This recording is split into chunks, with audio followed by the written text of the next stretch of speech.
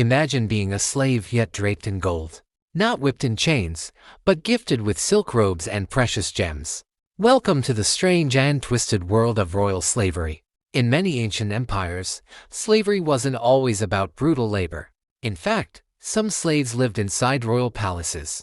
They served kings and queens. But they weren't just servants.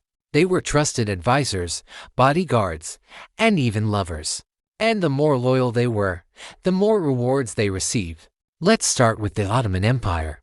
Their royal slaves were known as kul. These weren't just any slaves. Some of them were taken from enemy lands as children, trained for years in royal schools, and then placed in the heart of power. Some even rose to become viziers, the empire's top ministers. Imagine being born a commoner, stolen from home, and ending up as second only to the Sultan.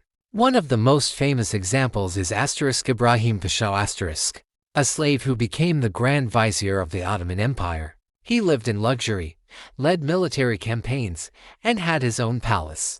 But, of course, that power came at a cost.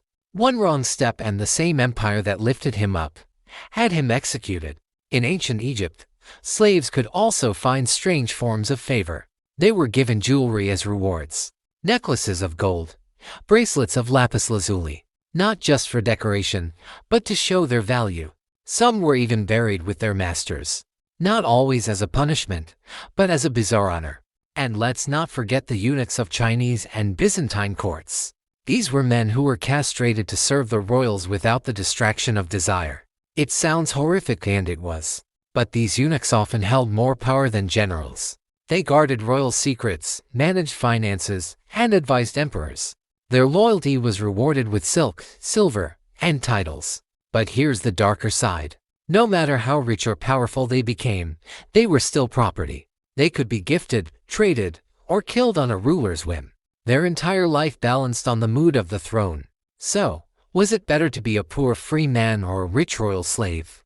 That question haunted many throughout history.